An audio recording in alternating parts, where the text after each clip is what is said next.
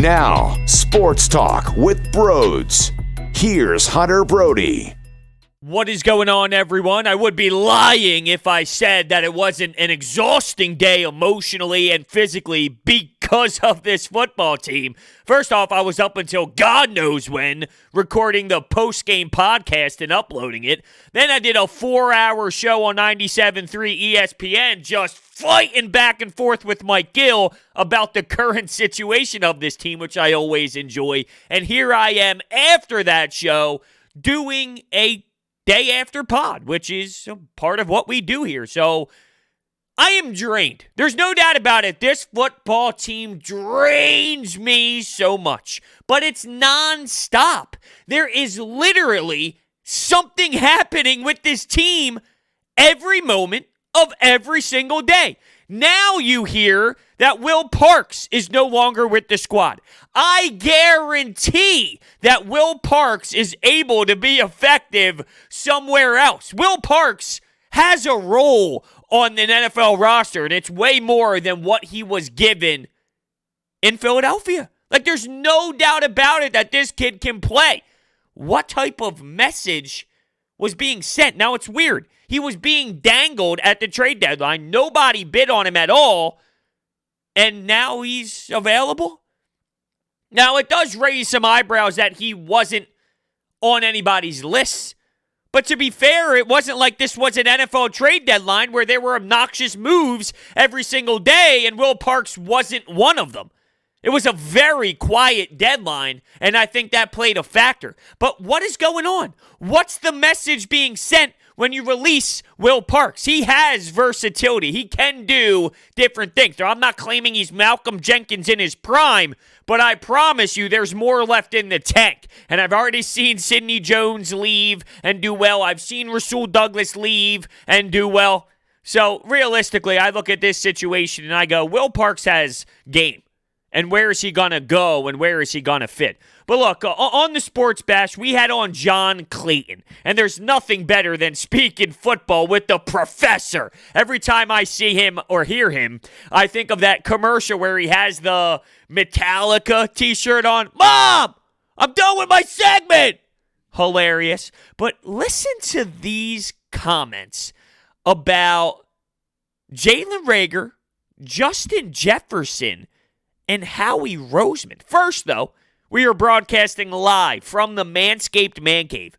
Get 20% off and free shipping with the code BROD at manscaped.com. A ton of phenomenal deals available. Go check it out. All right? But let's listen to this audio clip because there's something to it. The one thing that is going to be tough for him is that if you let Howie go, I mean, Howie kind of runs the show both on the financial side and also the personnel side, but they've done a terrible job as far as drafting wide receivers, and certainly, letting, because I was even hearing last week that there's been internal rifts about Jefferson versus Reagor. Whoa. We already know that J.J. Arcega-Whiteside, apparently, let's not say we already know, but there's been a lot of rumors, a lot of reports, and a lot of people involved with covering the Eagles that claim Jeffrey Lurie had an impact on J.J. Arcega-Whiteside pick over DK Metcalf. So we are now hearing that there were rifts inside the organization about Jalen Reagor or Justin Jefferson. Now, I'm not saying that automatically means you can combine the two situations and it's the same. It can easily be different. Maybe Jeffrey Lurie wanted Justin Jefferson and Howie Roseman wanted Jalen Reagor. Now, it could be the alternative as well, where the owner wanted Reagor and Howie wanted Justin Jefferson. We will never know. But I have to throw it out there. So this is now a second year at the same position. You have internal issues when it comes to who you are going to draft.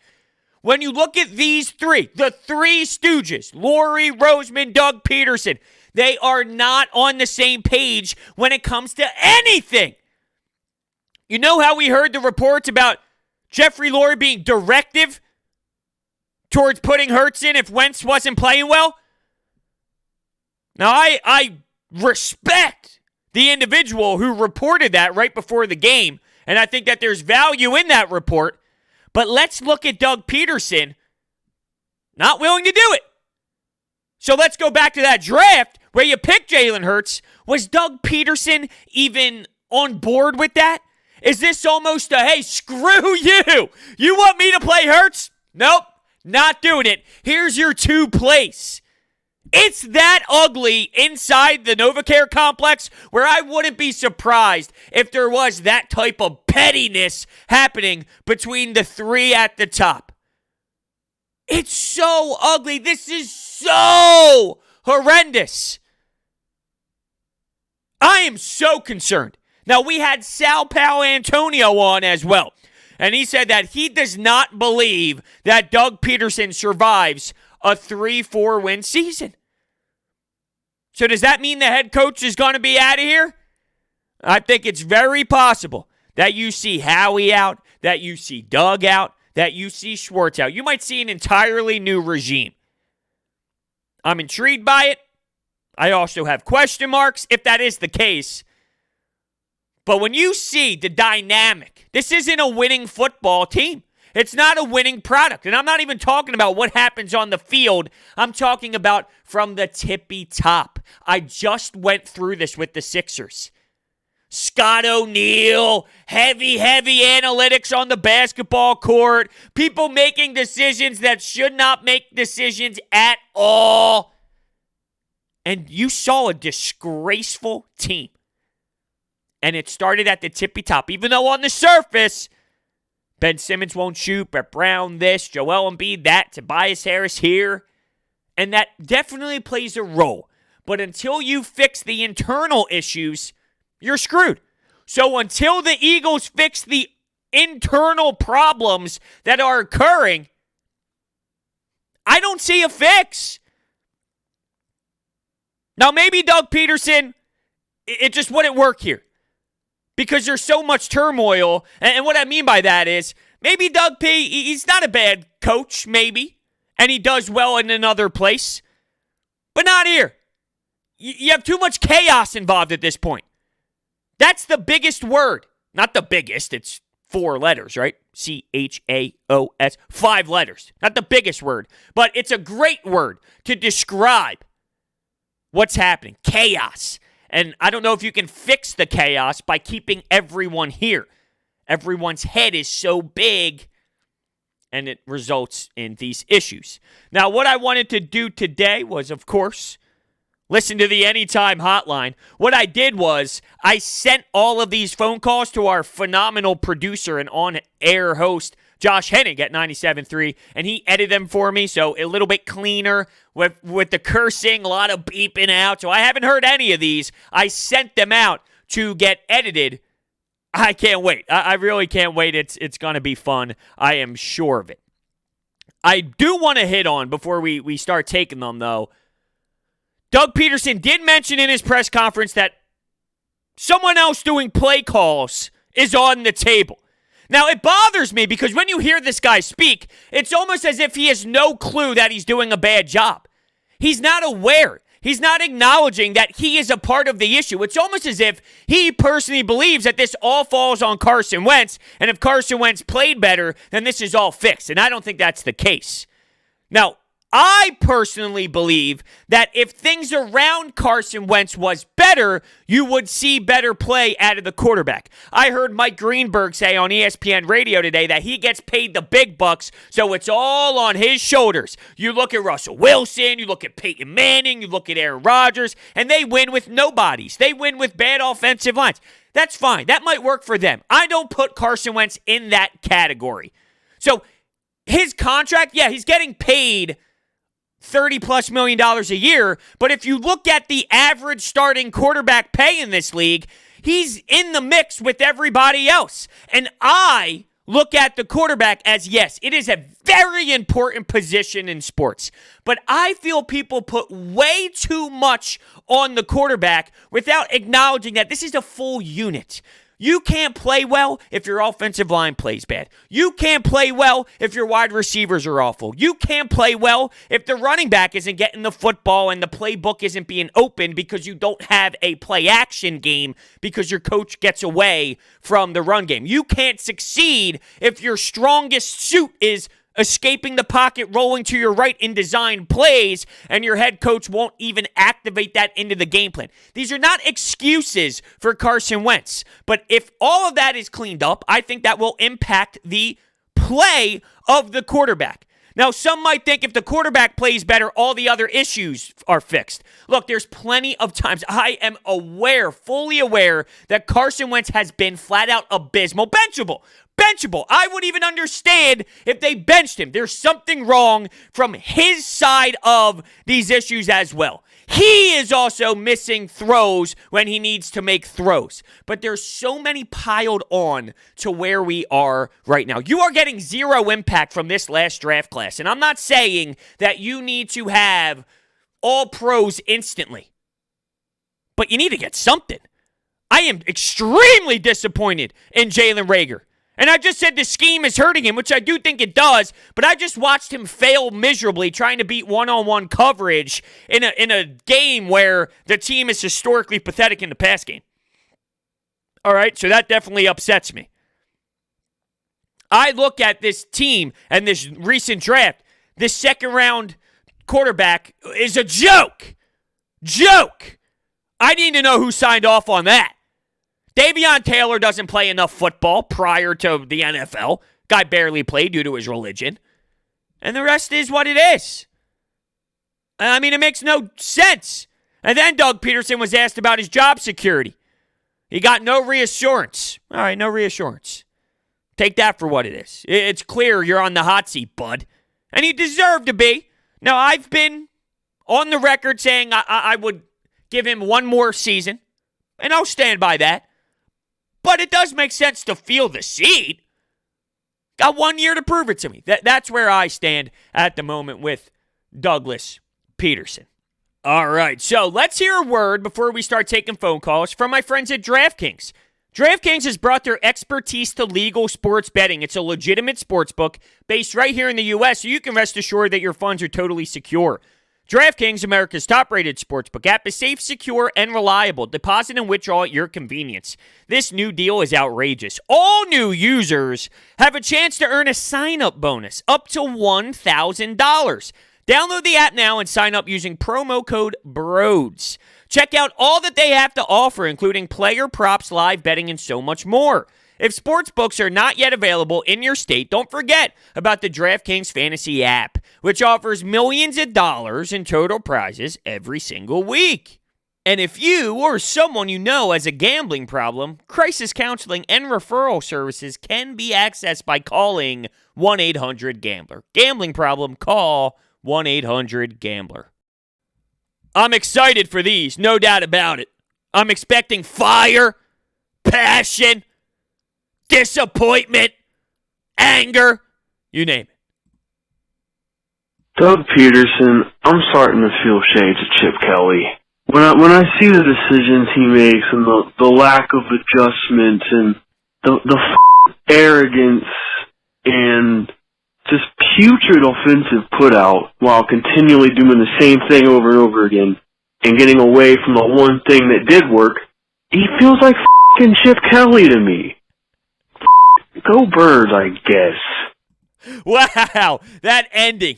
Go Birds, I guess. The ending always kills me. If you haven't noticed, I always point out what happens late in the call, how they sign off, how these callers sign off. Do they give me Go Birds? Do they not? If they do, what's the tone? That is so disappointing to hear. Chip Kelly, huh? Well, there's no doubt that there's stubbornness involved, if that even makes sense. He's definitely stubborn. He's unwilling to change his ways, which is insane. If you are seeing that what you are trying to get accomplished is flat out not working and it's not getting the job done, let's try something new. When you continue to throw an offense out there and you are not getting a first down, not getting a first down, not getting a first down, not running the ball too, may I add, you're screwed.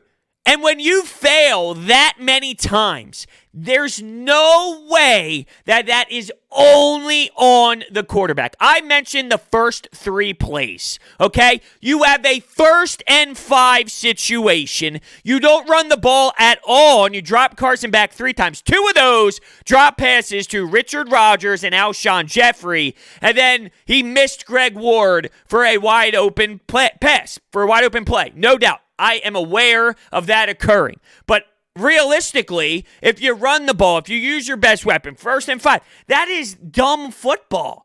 Really, you're putting your team in a situation that you don't need to put them in. You're failing by not putting your team in the best possible spot. And it would be different if this happened once in a blue moon. But this is a common theme that he's unwilling to change. And when you are unwilling to change, that's where I have a major issue. Now, when it comes to play calling and giving it to somebody else, I don't know if that's going to be the difference in a lot, because I see a ton of flaws in this team that is even deeper than, well, the head coach scheming things up and calling plays. I really do believe it's that troubling where it's even more than that and Doug Pederson. But who knows? Maybe if they go to Deuce, which I'm very interested in hearing from Deuce when it comes to doing that. Now, I'm not saying he's speaking about that. What I mean by that is just to clarify, I would like for him to get an opportunity. I know Rich Scangarello would be a name. Marty Morningweg would be a name. I want to see Deuce. Torrey Smith is really high on him getting a chance, so it would just be interesting. But to relate him to Chip Kelly, yeah, they're both stubborn as hell, but you know what? Aren't a lot of coaches in this league? Isn't that part of a personality trait when it comes to being a head football coach? You got to be stubborn on what you think works in your specific game plan. Wentz struggled, the O-line struggled. Everybody on that side of the ball struggled. But what I really wanted to bring up to you was, could this defense please get just one f***ing interception? Please. My goodness. I wait for it every week. Still hasn't happened. Obviously, the defense played well tonight, but I just want to hear your thoughts, man. I understand that it is a problem that they don't create turnovers when it comes to interceptions, but that is probably, with all due respect, probably the last thing on my mind. The last thing on my mind is I can't believe they didn't pick off Russell Wilson at any point throughout that game. I could probably find 9,000 other problems that make my blood boil over that. Now, to be fair, big picture, I think that is something to look at when it comes to this defense. And when you analyze what this defense does from a positive side of things and from a negative side of things, there is an issue with the lack of interceptions. No doubt about it. I will agree with you on that. But after this game against Seattle, sheesh, I can't even look at that defense other than Darius Slay and a handful of other things like Malik Jackson that would stand out to me from a conversation standpoint. Saying word from South Philly, man. 'Cause, man, I had to cut the game off, man. There was no need to watch it with 5-6 minutes left in the quarter. Can you just start promoting the Sixers, man? We just need to move on from this. It's not healthy for us. It is almost Sixers season. Doc Rivers spoke. The training camp's ready to kick off, rock and roll. So 76ers will be working in. And I did tease something on Twitter and the YouTube community page that Mark Zumoff would be on this week. Sadly, we did have to reschedule. So we need to figure out a date and a time that we are going to establish a podcast in the near future. So be prepared. Unfortunately, it won't be this week, but it's okay. It'll all work out, and we'll get Zumoff on the show, so be aware of that. Turning the game off, though. 5-6 minutes to go. I'm jealous. I can't do that. I don't have the power or the will to grab that remote with barely any time left and go, screw you. I don't. I can't. I wonder if I'm in the minority or if that great caller is in the minority. I can't do it. I tune in until there's 0 left. Shame on me. I know.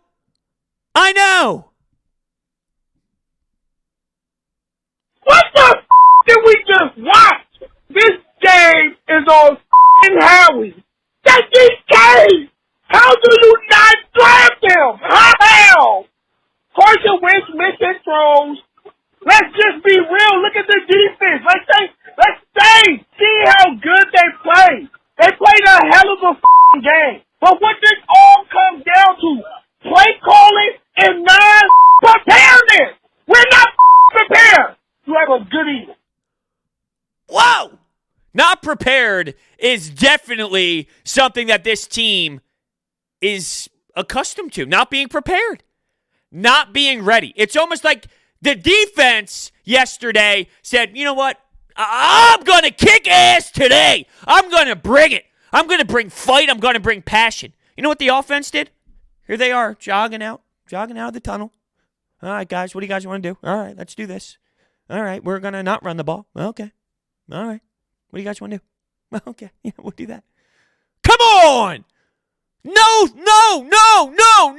heart from the start.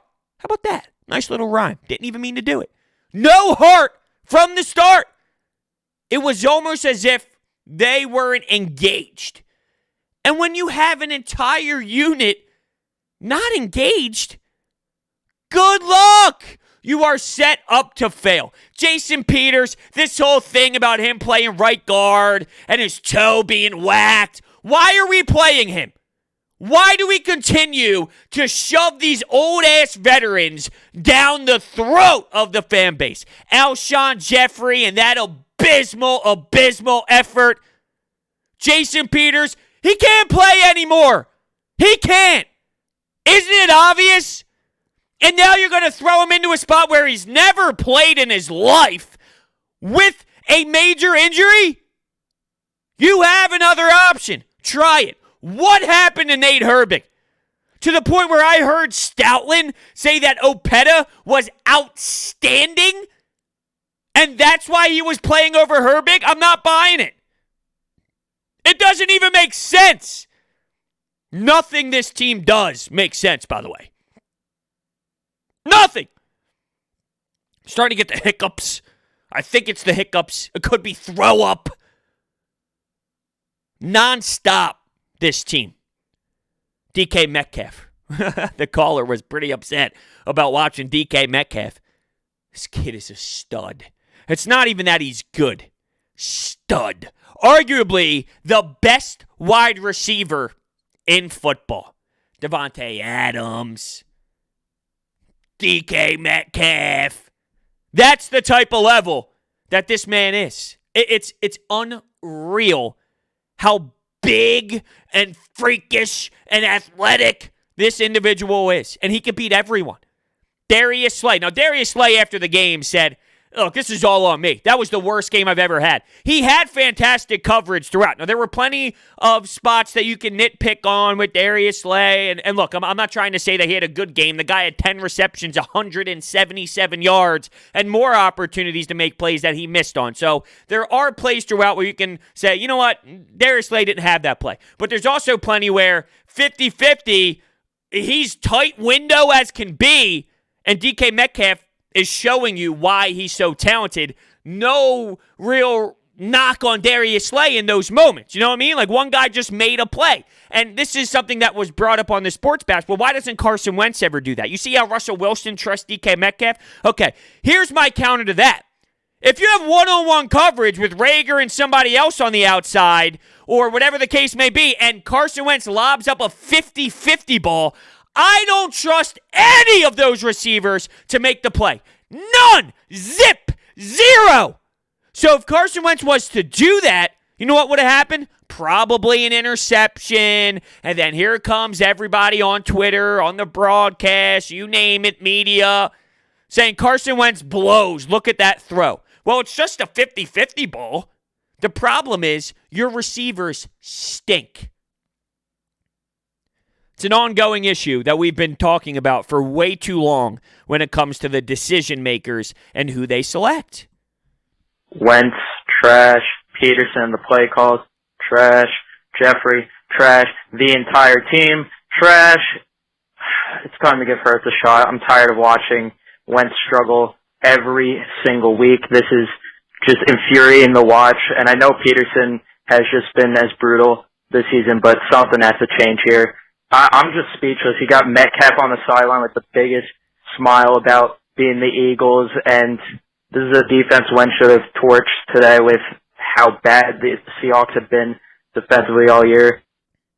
Something does need to change, and here's the thing. When you look at money, when you look at the cap, when you look at the contract, it's realistically not going to be Carson Wentz when it comes to the long-term conversation. Now, if you want to talk about the next handful of games or the back end of the season, yeah, you might see Jalen Hurts, and I would think it's warranted at this point. I can't defend Carson Wentz's play. For some reason, if you acknowledge that the O-line stinks, the wide receivers can't get open, Miles Sanders isn't being used, Miles Sanders can't catch the football, when you talk about Doug Pederson not using Carson Wentz's strengths, that automatically means that Carson Wentz is not at fault. Both are true. The way I see it is all of that is true, and all of that is why it is resulting in the poor play that you're seeing. It doesn't have to be just one issue. It doesn't have to be just Carson Wentz.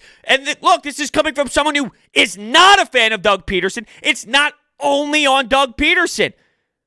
I mentioned that these guys are not good. So if these guys are not good, the head coach is limited in what he can do. I see that.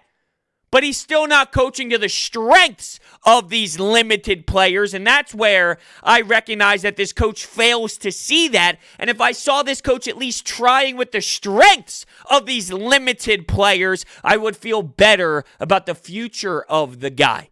But something does have to change, and going to Hurts, it's better than this slop of Wentz in for a series, Hurts in for a play, Wentz in for the rest of the series, getting sacked, doing this. I mean, that has to stop. This quarterback by committee, even though it's not really by committee, but these 5 snaps or 4 snaps, 3 snaps of Jalen Hurts, whatever you get that week, I don't get the mindset. What is it supposed to do? Is it supposed to fool anyone? So you bring him in, he throws a couple yards to Alshon, and then you take him off. What did that accomplish? And then you bring him back on the field, and you do a read option with Carson Wentz playing wide receiver. What did that accomplish? Right after you talk about opening up the package more and having him out there without Wentz on the field. I just can't comprehend it at all. And the kid deserves, let's look at Jalen Hurts from this standpoint. The kid deserves more than one play. Imagine being a kid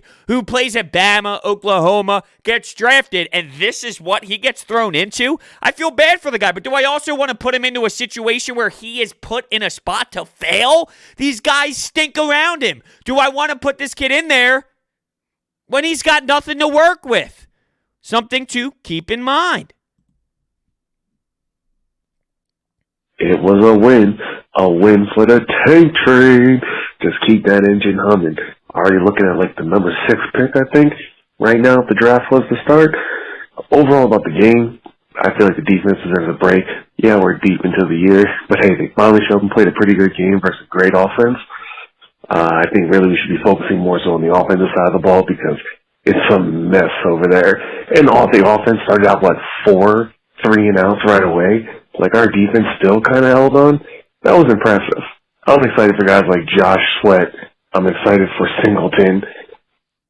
Well, you mentioned the draft pick. So it's funny, we mentioned the draft pick on the show today, and what would you do there? Would you trade back so you can acquire more picks so you can try and figure out what you're going to do with this roster? Would you draft an outside cornerback? Would you draft a safety? Would you draft a linebacker? What would you do? Would you draft a lineman? Knowing that Lane Johnson's older and he's now injured. Brandon Brooks injured again. Kelsey hanging on by a thread. Would you go lineman even though you just drafted Andre Dillard? But I would say no, and here's why.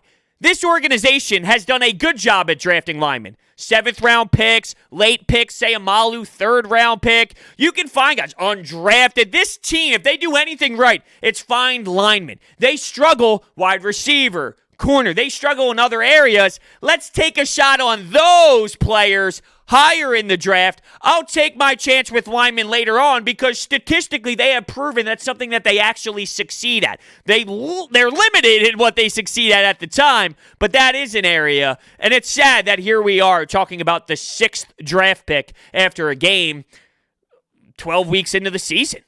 The defense does deserve praise, though, and I don't need to stress this anymore. The Jim Schwartz hate is unbelievable. You want to scream at Jim Schwartz after, let's say, 4 games a season, but when he puts on a hell of a display from a scheme standpoint, doesn't get any credit, no one really cares. What happens is Jim Schwartz puts together 4 games in a row like this, 5 games in a row, then there's a stinker. Then he gives you 4, then there's a stinker. But those stinkers stand out to everybody else on those days, but he doesn't get enough praise throughout the good stretches. Yeah, in a 16-game season, there's going to be some hiccups. There's going to be some bad losses along the way. Any good team falls down that road of making a mistake on a week, not having their best week. It happens. Jim Schwartz knows what he's doing from a defensive standpoint. The hate towards him is so overblown. Do not love what Carson Wentz and his friend Doug Pederson are doing. Man, I just cannot take these dudes any longer. I just feel like they're ruining the whole vibe in Philadelphia, making everyone depressed, man. Certainly myself. It is just so depressing watching these guys go coach and play football every Sunday, Monday, whatever. It is just terrible to watch. I mean, I don't know. I think it's Hurts' time for the next couple games. Probably won't win any. He's not going to be any better, but Carson Wentz, he sucks. He has been playing bad football. Carson Wentz has been playing bad football. It can all be true. All of it relates.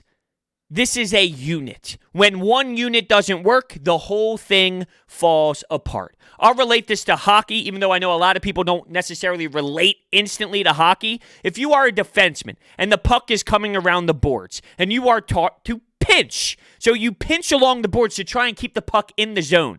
Your third offensive player would stay high for your defenseman. But let's say that person doesn't. So all you see is the defenseman pinch and the puck comes out of the zone and there's a breakaway where the other team picks up the puck and scores. From the eye, why would that defenseman pinch? That makes no sense. You just allow them to have a wide open spot on the ice to go score. Well, there was a breakdown elsewhere that factored in one part of the unit failed that made the play look in a different area. Now, once again, that does not mean that Carson Wentz should not be heavily criticized.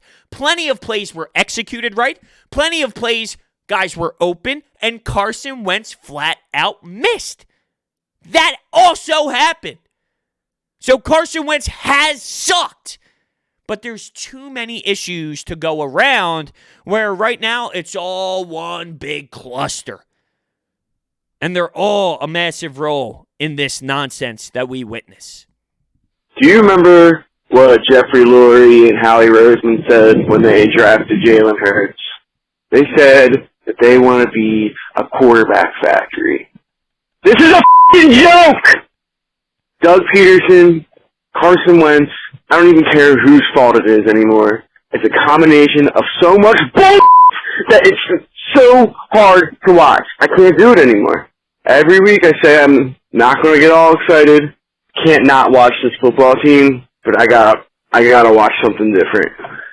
Wow, going for the something different. I love the passion, everyone. I really do. That's amazing.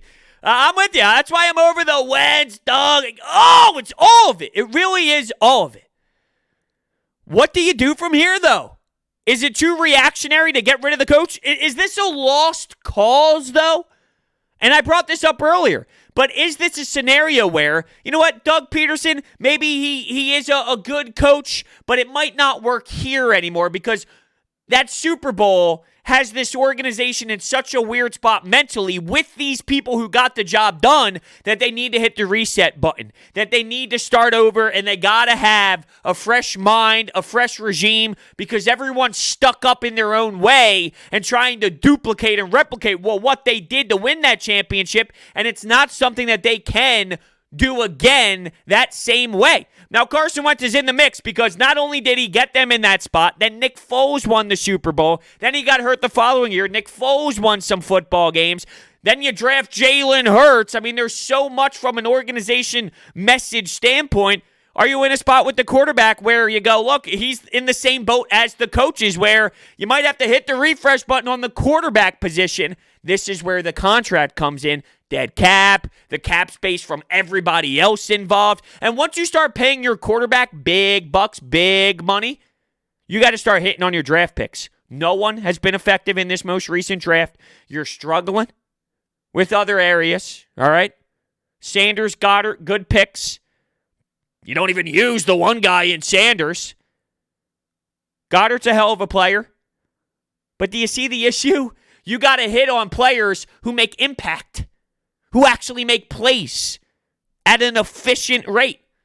You're not doing that at the skill position, at the wide receiver spot. You got to have it. You just do. You need to have it. And I see Brian Baldinger pointing out plays of Baldy breakdowns. This is on Wentz, going to Goddard. Other guys were open, yada, yada, yada. I trust these guys. They cover the NFL. They view a lot of tape. Who am I to discredit what they're putting out there? You can, in a large picture, in a large glass jar, look overhead and see that there's monster issues as well. You can point out the bad plays by Wentz, no doubt. Do you want me to point out all the horrendous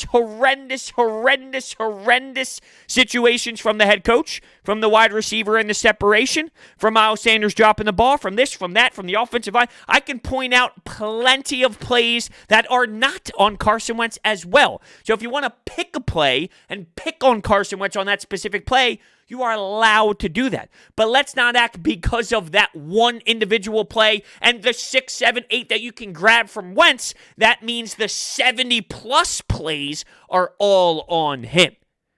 Do you get my point? But it always does go back to, why is saying something like that automatically saying that Carson Wentz isn't the issue? Carson Wentz is a part of the issue, a huge part of the issue. He throws the football. All of it can be true. Oh boy, was that game tough to watch. Carson Wentz had flashes of decency, I guess you could call it. It's not entirely his fault. Obviously, he made some mistakes in his communications with Goddard, especially on that pick. But, I mean, what is Doug doing? 9 running plays? Carson's been sacked 46 times this season, and we ran the ball 9 times. I don't get it. It's that combined with just some outrageous play calling, going for it instead of taking the field goal. It's hard to watch Doug at this point. I mean, at least Carson looks like he's trying, and at least he acts like he's trying to win a football game, whereas Doug, I just don't get it anymore, man. Yeah, I'm not going to credit Wentz for trying because he is a quarterback in the NFL getting paid a lot of money, but I'm with you when it comes to at least... When you look at Doug Pederson, you see a guy that apparently gave up. I see it in his body language. I see it in his answers. I see it in his tone. I see it. The guy clearly is very unhappy, and I'm not going to say that this is all on Doug.